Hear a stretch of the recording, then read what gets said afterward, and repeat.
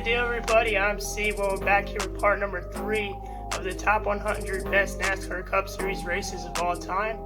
I'm Christian Wilson, also known as Savage NASCAR 2, and let's get back to where we left off. Ricky Rudd won the pole, leading the field of 43 cars to the green flag on a sunny June afternoon.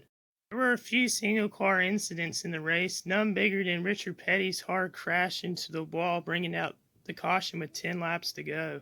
Tommy Kendall and Mark Martin battled for the lead until Kendall turned Martin with just 3 to go. Martin would have a flat tire and finish 18th. In the end, it was Allison and Rudd battling for the win. Coming to the white flag, Ricky Rudd spun out Davey Allison. Rudd appeared to win the race, scampering to the line by 4 seconds over Allison, but NASCAR gave Rudd a 5-second penalty, giving Davey Allison the win. It was a controversial finish, and the race put Sonoma on the map for motorsport events. A crowd of 44,000 was on hand for this race at Martinsville. Buddy Baker was credited with the last place finish after brake issues on lap 39.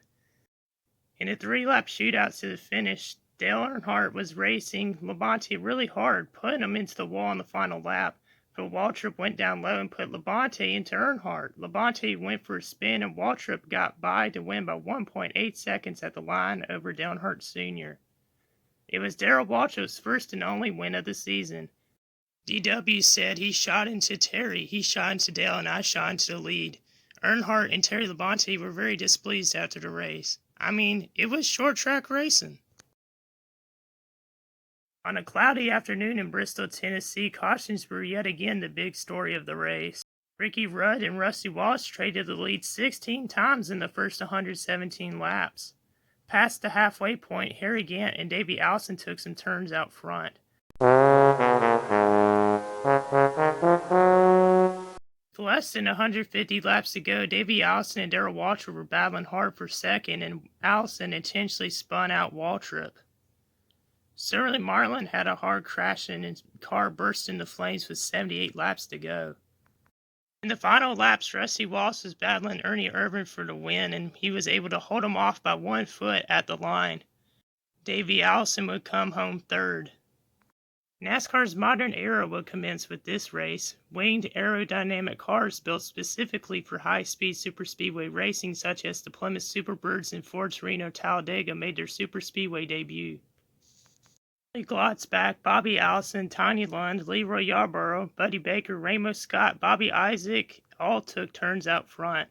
In the end, it was David Pearson and Pete Hamilton battling for the win. Pete Hamilton pitted with the rest of the front runners, but Richard Petty called him back in for 4 tires, knowing that Pearson only took 2 on the previous stop. Hamilton had the advantage, and he passed Pearson with 9 to go to win the Great American Race. It was the first of his career, and he would win the next superspeedway race at Talladega in the spring.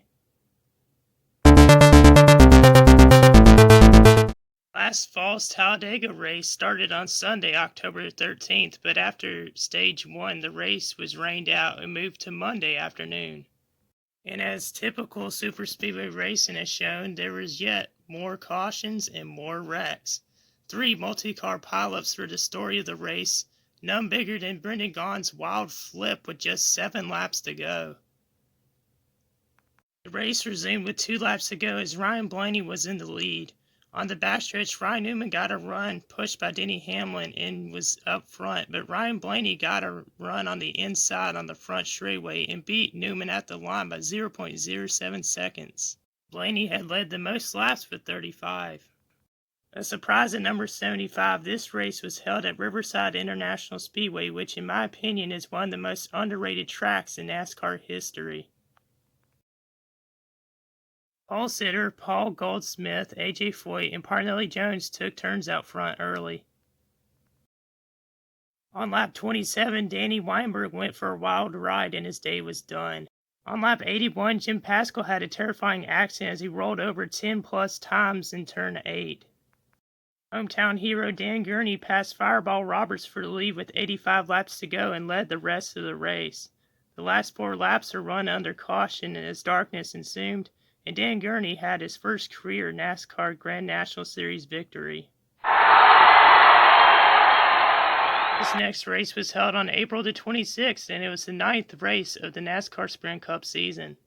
David Reagan had won Saturday's Nationwide Series race and took some time out front. The race was very competitive with 57 lead changes. However, in the end, it was a four-car battle between Carl Edwards, Ryan Newman, Dale Earnhardt Jr., and Brad Keselowski, who was in his second season. On the final lap, Edwards and Keselowski were out in front. Heading to the tri-oval, Edwards tried to block Keselowski and went for a wild ride as he was hit by Newman and flew into the catch fence. 8 fans were injured by flying debris as Brad Keselowski grabbed his first career Cup Series win, and he led only one lap, which was the last one. Edwards pulled a Ricky Bobby.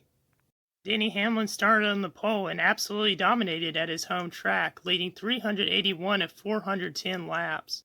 There was 11 cautions in the race, the largest being an 11-car pileup in Turn 3 with just 169 laps to go. Hamlin tried his best to hold off Dale Earnhardt Jr. and Kyle Busch for the lead in the closing laps, but Hamlin encountered a flat tire and he went a lap down. He would finish 24th. With 3 to go, Kyle Busch spun out Dale Earnhardt Jr. in Turn 3 to the ire of NASCAR fans.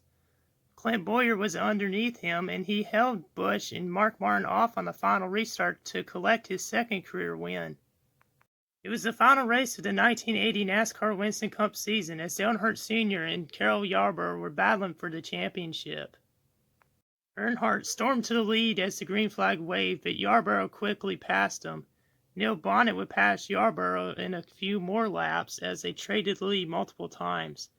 Dale Earnhardt had an unscheduled pit stop for a cut tire and he fell a lap down. He was very close to losing the championship, but he needed to get back up front and be unlapped. He passed cars one by one and got by leader Darrell Waltrip before another caution came out, putting him back into contention. Darrell Waltrip would blow an engine with 55 laps to go. Cale Yarborough had a great day on the track, leading 65 laps, but came up just short of the championship. Earnhardt had fought his way through the field and finished 5th, securing the championship. The track was closed after being bought by Chevron Land and Development Company, and the track was demolished. 2012 Budweiser Shootout was the first exhibition race of the NASCAR Sprint Cup Series season. It was held on February the 18th. There was multiple wrecks in the race, but none bigger than the one with 2 laps to go as Jeff Gordon got into Kyle Busch, resulting in a multi-car crash.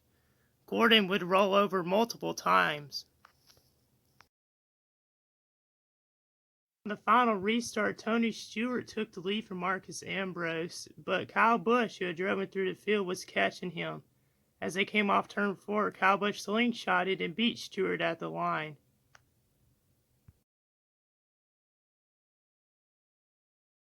Thanks for watching today's video, and if you haven't yet, please hit the like button and also follow/subscribe. Hope y'all enjoyed, and stay tuned for part number 4 coming out soon. Have a great day. Peace.